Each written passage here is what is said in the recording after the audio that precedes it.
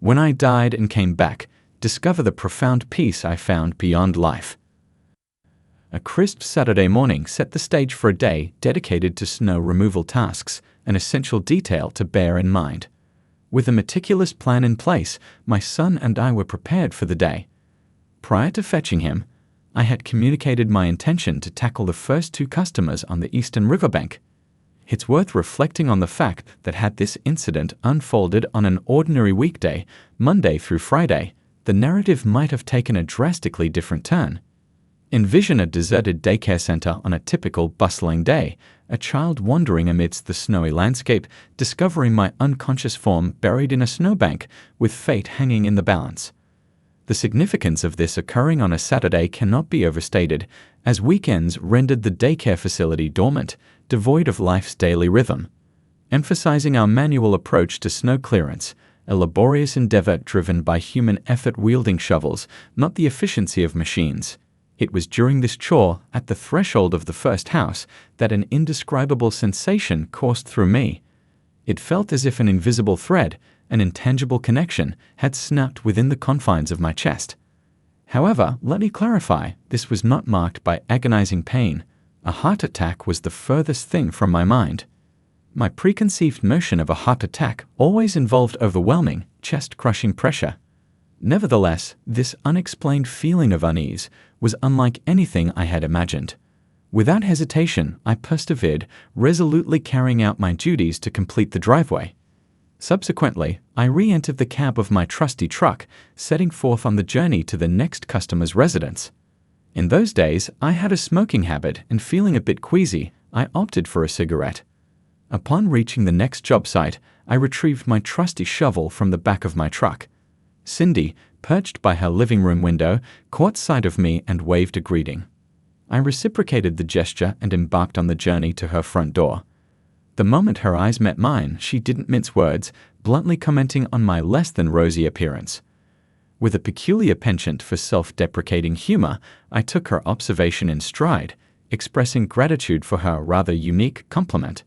With unwavering assurance, I conveyed my estimate, about an hour more of work, and reassured her of my intent to collect payment upon completion. Returning to my toil, I commenced shoveling, initiating the task from her porch and diligently progressing downhill to address the driveway's snowy burden. Having completed the job successfully, I was suddenly overcome by an unwelcome wave of nausea, a sensation comparable to a crashing brick wall assaulting my consciousness. The imminent threat of vomiting loomed, my jaw inexplicably aching, and an electric current sensation curiously traced a path across my chest. It was at this moment that, rapping on Cindy's door, I initiated a series of events that would reshape the course of the day. It's worth noting that Cindy, having faced her own heart attack ordeal a couple of years earlier, possessed a remarkable ability to recognize ominous signs. In this critical juncture, she handed me one of her precious nitroglycerin pills and 2 baby aspirins, followed by a call to the ambulance. Even then, the realization that a heart attack might be unfolding within me hadn't fully sunk in. I called my wife, informing her of my ailing condition and the impending hospital visit. I reassured her that everything would be fine, urging her not to worry. I'd stay in touch. Looking back, my wife commented on the disconcerting calmness in my tone, almost excessively serene given the gravity of the situation. Subsequently, I called my son, recounting the unfolding saga and entrusting him with the responsibility of completing the remaining snow removal assignments in my stead. The next chapter in my memory opens as the fire department arrives, my son closely following. Soon after, the ambulance makes its entrance. By this point, the icy fingers of fear have begun to tighten their grip, and a grim realization dawns. I'm facing something profoundly amiss. I recall the poignant exchange where I handed my truck keys and wallet to my son, a gesture laden with unspoken affection and love, my way of ensuring he understood the depth of my feelings. Then, the ambulance, a sanctuary of uncertainty, envelops me, and for the first time, a haunting truth invades my thoughts. I may not emerge from this ordeal unscathed. Reaching out to God, seeking forgiveness, my voice carries a heartfelt prayer, an utterance to the cosmos, indifferent to any eavesdroppers. The ambulance journey mostly fades into a blur of hazy recollections, yet the siren, which should have been a cacophonous intrusion, registers as curiously subdued within the vehicle's confines. As consciousness drifts, I find myself thrust into a realm of obscurity, unaware of the precise moment of hospital admission. Nonetheless, a stark awareness underscores my waiting game. My wife must arrive. Urgency courses through my veins, driven by an urge, a compelling necessity to ensure she comprehends the profound depths of my love and to proffer my contrition for any turbulence my predicament may have caused. I'm adrift, my destination uncertain, but urgency courses through my veins. A journey beckons, and my wife must grasp the sincerity of my affections. Before me, she stands in the ensuing instant. Just like that, I hurtle away from her presence, propelled into the unknown at a velocity defying comprehension. Rapidly dwindling, her full-sized image, once tangible reality, transforms into a mere speck, then vanishes, an illusion. The sensation of motion, accompanied by an understated whooshing symphony, envelops me unobtrusively yet ever-present. Describing this experience proves an enigmatic task.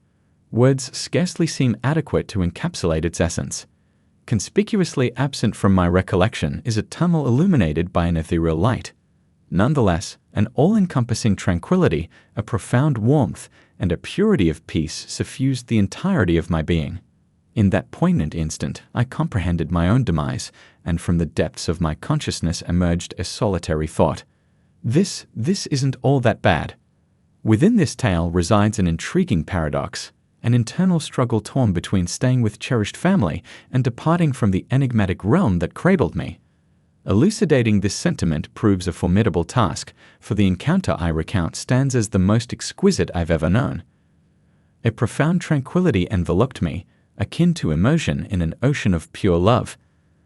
Perhaps this portrayal resonates solely within my own understanding, an idiosyncratic facet I readily accept. The recollection doesn't yield a blinding luminance or a comprehensive life review. Instead, it's an enduring impression of absolute love and peace. Even now, 2 years hence, I retain a vivid connection to that profound wellspring of love and serenity. Trust me when I say it's a beauty that eludes the grasp of words. In the words of my wife, a remarkable transformation unfurled as I uttered those 3 words, "I love you." She recounts the vivid departure of colors from my form, supplanted by an enigmatic gray line ascending from my feet to the pinnacle of my head. Simultaneously, a cacophonous symphony of alarms and signals heralded my flatline. Technically, I traversed the realm of the deceased for roughly a minute, necessitating multiple interventions with the defibrillator paddles to stir me back to life. Before this transcendental experience, I often contemplated the visage of death. Now I can profess first-hand knowledge of its countenance. It's not a fervent yearning to hasten towards this inevitable juncture, but rather a newfound absence of trepidation towards its eventual arrival. I've glimpsed the enigma that awaits on the other side. And thus today's extraordinary tale concludes as we draw the curtain. Please do feel at ease to bestow your reflections within the comments section below.